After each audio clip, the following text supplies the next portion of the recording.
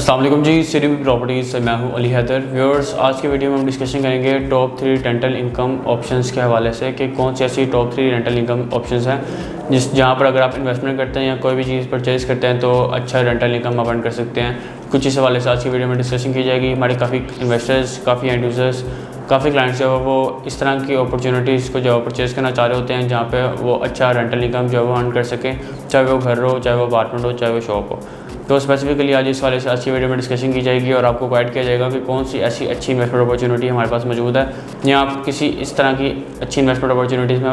आप इन्वेस्टमेंट कर सकते हैं जहाँ पर एक रीज़नेबल अमाउंट में रहते हुए आपको अच्छा रेंटल इनकम जो वो मिल सकता है। तो अब आइए हम अपनी वीडियो को जो स्टार्ट करते हैं। सबसे पहले जो हमारी लिस्ट में सबसे पहले नंबर पे जो ऑप्शन है वो घरों के हवाले से है कि अक्सर इन्वेस्टर्स का हमारे पास जो है वो क्यूरीज आ रही होती हैं कि लोग जो है वो घर वगैरह परचेज़ करके उसमें जो है वो रेंटल इनकम जो है वो उसको किराए पे चढ़ा कर जो है वो उसमें रेंटल इनकम जो है वो अर्न करना चाह रहे होते हैं। तो इसी तरह से आपको मैं बताता चलूँ, जो लोग नॉर्मली जो है वो घर वगैरह को लेकर तकरीबन नॉर्मली अगर बजट ऑन की बात करूँ तो आपको 5 मरले का जो ब्रांड न्यू घर है वो तकरीबन 2 करोड़ 2 करोड़ 30 के अराउंड जब आपको घर में रहो तो नॉर्मली जिसको आप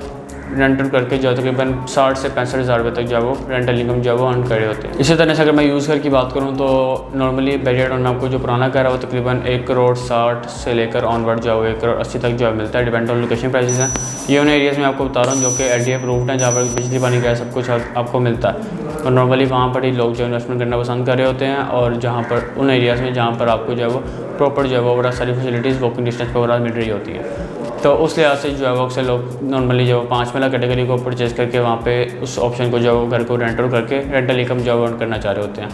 सेकंड नंबर पे जो ऑप्शन है वो है अपार्टमेंट्स की। काफ़ी लोग जो अपार्टमेंट्स को कंसिडर कर रहे होते हैं, चाहे वो स्टूडियो अपार्टमेंट हो, 1 बेड अपार्टमेंट हो, 2 बेड अपार्टमेंट हो या फिर 3 बेड अपार्टमेंट हो। अपार्टमेंट को परचेज़ करके उसको रेंटल करके जो है वो रेंटल इनकम अर्न करना चाह रहे होते हैं। अक्सर लोग इसमें इन्वेस्टमेंट्स भी करते हैं। 1 बेड अपार्टमेंट नॉर्मली आपको जो है एरिया में तकरीबन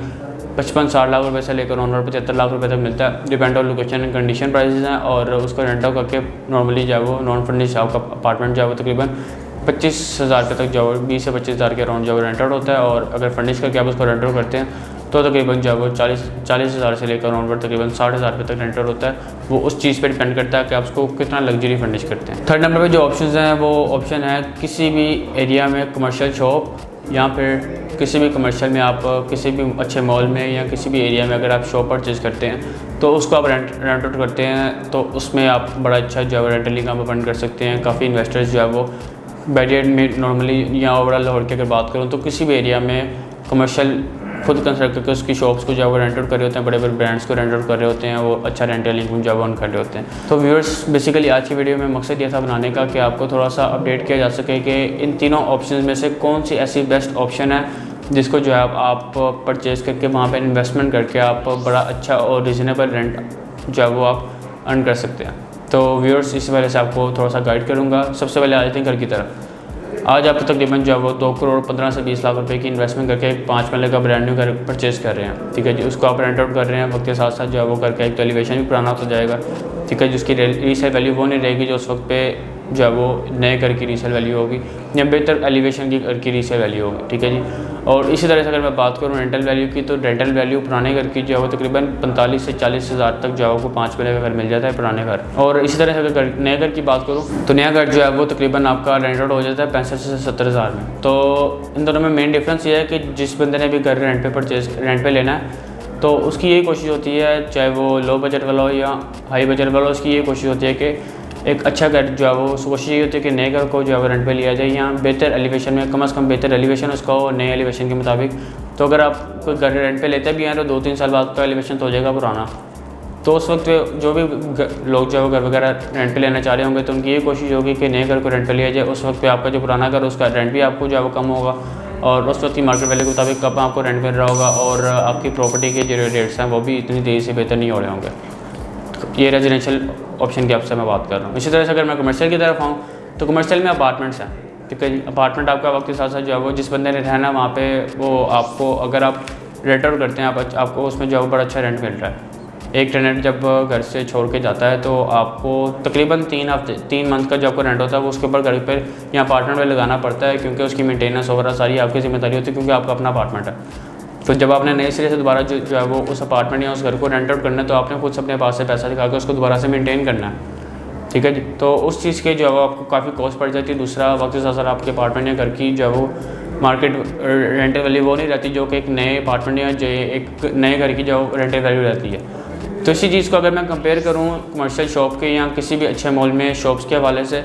तो शॉप अगर आप किसी भी अच्छे मॉल में या किसी भी कमर्शियल में, चाहे वो overall main boulevard barrier town का कमर्शियल हो, तो आप अगर मेन बैरियर की अगर मैं बात करूँ तो बैरियर में अगर मेन बुलेवार्ड में आप किसी जगह कमर्शियल शॉप लेने जाते हैं ना ग्राउंड फ्लोर की, तो आपको कम से कम 3 से 4 माह पहले वर्किंग करनी पड़ती है, क्योंकि नॉर्मली इतनी रिक्वायरमेंट है यहाँ पे ग्राउंड फ्लोर की शॉप की जॉब की आपको नॉर्मली इजीली जो नहीं मिल रही होती। ठीक है जी। और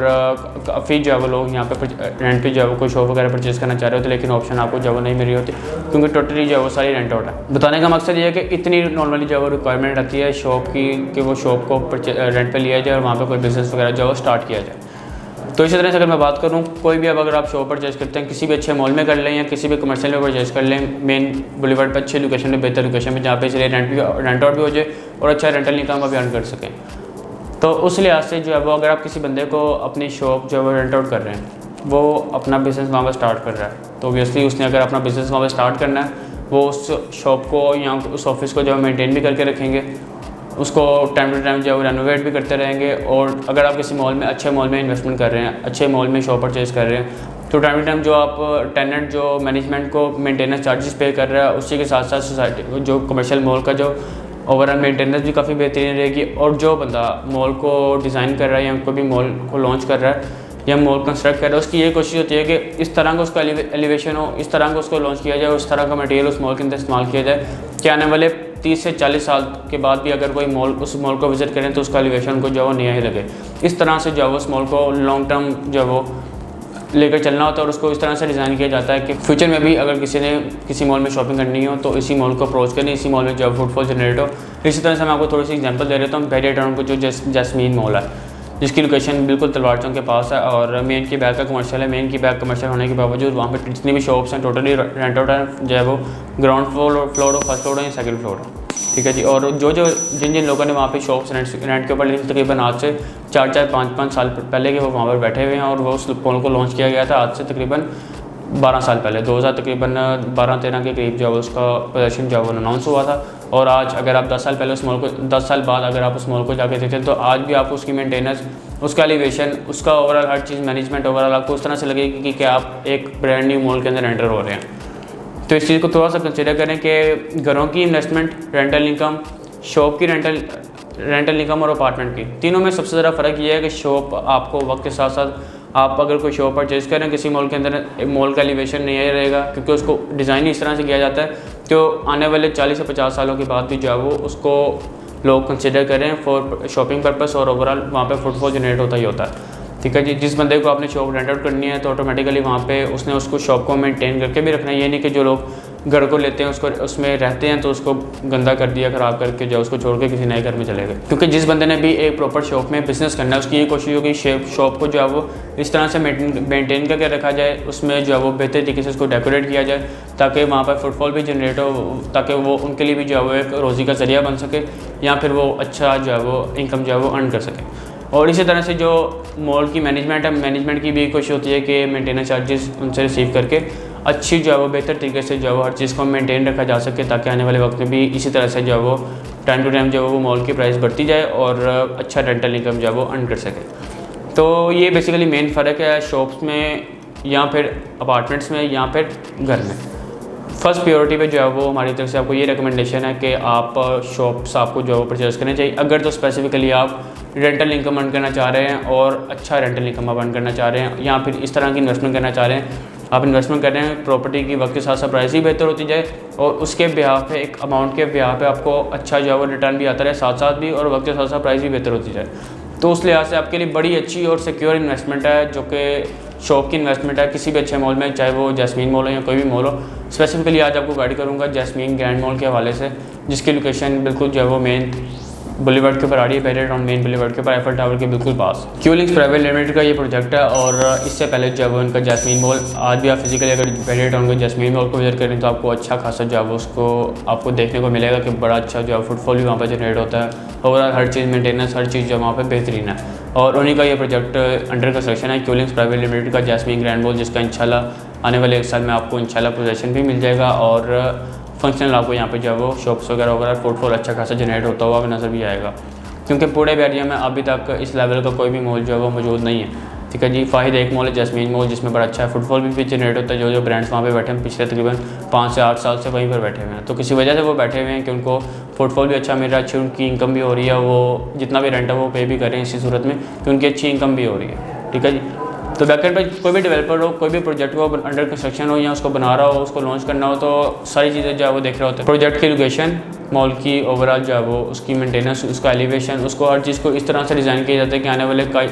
कई सालों तक जो है वो उस मॉल को जो है वो मॉल की जो लोग को एक नए मॉल की तरह ही लगे और वहाँ पे फुटफॉल भी जनरेट हो। उसकी लोकेशन जो है वो बहुत ज़्यादा मैटर कर रही होती है और जिस तरह की जैस्मीन ग्रैंड मॉल की लोकेशन है बिल्कुल आईफल टावर फेसिंग है,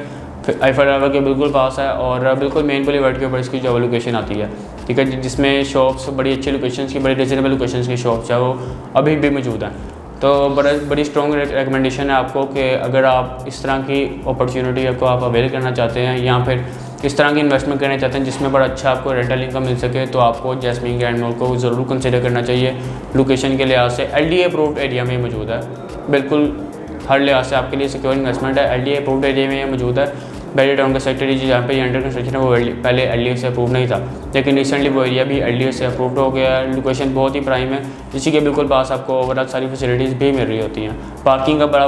वसी इंतजाम है यहाँ पर, हर लिहाज से बेहतरीन अपॉर्चुनिटी है। और फिर इसके बनने के बाद सिर्फ बैरियर टाउन के रेजिडेंस नहीं, बैरियर टाउन के नियर बाय कैनाल गार्डन है, सुखचैन गार्डन है, न्यू लाहौर सिटी है, जैतून सिटी है, उन सोसाइटीज़ के जितने भी रेजिडेंट्स हैं उन्होंने ब्रांड्स वगैरह में परचेजिंग करने के लिए इसी मॉल को अप्रोच करना है, क्योंकि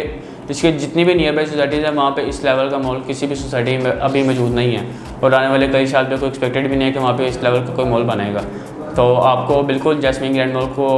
जो है वो रीड भी करना चाहिए, आपको इसमें इन्वेस्टमेंट भी करनी चाहिए, उसको कंसीडर करना चाहिए एज अ इन्वेस्टमेंट पर्पज़। किसी भी कैटेगरी की यहाँ पे आप जो है वो शॉप परचेज़ कर सकते हैं और आने वाले वक्त में बड़ा अच्छा और रीजनेबल जो है वो रेंटल इनकम आप अर्न कर सकते हैं। और इसमें बड़ी अच्छी एक अपॉर्चुनिटी है आपके पास कि आप यहाँ पर अगर किसी भी कैटेगरी की शॉप को परचेज़ कर रहे हैं लमसम पेमेंट पर, तो आपको एक बड़ा अच्छा जो है उसमें रिटर्न दिया जा रहा है कि फौरी तौर पे आपको 6% रेंटल इनकम आनी शुरू हो जाएगी डायरेक्टली आपके अकाउंट में। उसमें बेसिकली बैकएंड पे डेवलपर आपको इस तरह से फैसिलिटेट कर रहा है कि अगर आप कोई भी शॉप किसी भी कैटेगरी किसी भी फ्लोर पे लमसम पेमेंट पे कोई शॉप परचेज़ करते हैं तो आपको फौरी तौर पे अच्छा 6% जो है वो रेंटल इनकम आनी शुरू हो जाएगी और तब तक आती रहेगी जब तक आपको शॉप का पोजीशन ही मिल जाता है। पोजीशन मिलने के बाद ऑटोमेटिकली आपको 8 to 10% जो है वो अच्छे रेंटल इनकम के साथ उस वक्त की मार्केट वैल्यू के मुताबिक बड़े रीजनेबल रेंटल इनकम के साथ रेंटल वैल्यू के साथ आपको जो है इसको खुद से जो है रेंट आउट भी कर सकते हैं, अपना बिजनेस में आप वहाँ पर कर सकते हैं। और अगर आप रेंट आउट करवाना चाहते हैं तो इसमें हमारी तरफ से बैकएंड पे आपको प्रॉपर जो है हेल्प मिलेगी और बैकएंड पर जो डेवलपर है उसकी भी यही कोशिश होगी कि जल्द से जल्द जो है वो शॉप को रेंट आउट करवाया जाए। तो हर लिहाज से जो आप समझ लें एक अच्छी अपॉर्चुनिटी है और बड़ी रीजनेबल लोकेशन, हर लिहाज से जो है वो लोकेशन के लिहाज से, अप्रोच के लिहाज से, फुटफॉल के लिहाज से, हर लिहाज से बेहतरीन अपॉर्चुनिटी, क्योंकि एक ही मॉल है अभी तक। ठीक है जी, जो कि अंडर कंस्ट्रक्शन है यहाँ पर और इस लोकेशन इस कदर प्राइम लोकेशन पे और बैरियर टाउन के प्राइम लोकेशन पे जिसके नियर बाई अभी कोई मॉल इस लेवल का मौजूद नहीं है जैस्मीन ग्रैंड मॉल के लेवल का। इंशाल्लाह बहुत जल्द आने वाले वक्त में इसकी जो है वो डेवलपमेंट आपको बेहतरीन तरह जाती हुई भी नजर आएगी। इंशाल्लाह बहुत जल्द इसका पोजीशन भी अनाउंस कर दिया जाएगा और बड़ा अच्छा जो है वो इंशाल्लाह फ्यूचर में ये मॉल चलेगा भी और जो लोग जिन इन्वेस्टर्स या जिन क्लाइंट्स से हमारे यहाँ पर परचेजिंग की है वो बड़ा अच्छा रेंटल इनकम भी अभी यहाँ पर जो है वो अर्न कर पाएंगे और फ्यूचर में किसी भी टाइम अगर आपका माइंड बनता है इस शॉप को आपने सेल करना है तो हमारी इंशाल्लाह ये कोशिश होगी इंशाल्लाह उस वक्त की मार्केट वैल्यू के मुताबिक बेहतर रेट के ऊपर आप इंशाल्लाह, क्योंकि आप एक अभी शॉप परचेज कर रहे हैं वो अंडर कंस्ट्रक्शन शॉप है, उसकी मार्केट वैल्यू अभी कम है, कम मार्केट वैल्यू में आप अपनी शॉप की परचेज़ कर रहे हैं उस वक्त अभी की मार्केट वैल्यू के मुताबिक। जब एक मॉल बन जाएगा उसका पोजीशन अनाउंस हो जाएगा, जब आपकी एक शॉप रेंट आउट हुई होगी तो उस वक्त उसकी मार्केट वैल्यू उससे बहुत बेहतर होगी, उसमें अच्छा खासा प्रॉफिट भी होगा और वक्त के साथ अगर आप उसको शॉप को लॉन्ग टर्म लेकर चलते हैं, अगर फ़र्ज़ करें आज आप अपनी शॉप को रेंट आउट कर रहे हैं 8% रेंटल वैल्यू पे, 2 से 3 साल बाद उसकी 8% तो नहीं रहेगी, ऑटोमेटिकली 10 से 12% तक जाएगी। वो डिपेंड करेगी फुटफॉल के ऊपर और फुटफॉल इस तरह की प्राइम लोकेशन के ऊपर जो है वो फुटफॉल जनरेट होना ही होना। तो हर लिहाज से बेहतरीन अपॉर्चुनिटी है। इसके अलावा आप मज़ीद आपके माइंड में किसी किस्म का कोई भी क्वेश्चन हो तो आपसे कहीं पर दिए गए मेरे नंबर पर आप मुझसे कॉन्टैक्ट कर सकते हैं। यहाँ पर हमारी ऑफिशियल वेबसाइट विजिट कर सकते हैं। It's www.cdprealestate.com। आपका टाइम का बहुत शुक्रिया। अल्लाह हाफ़िज़।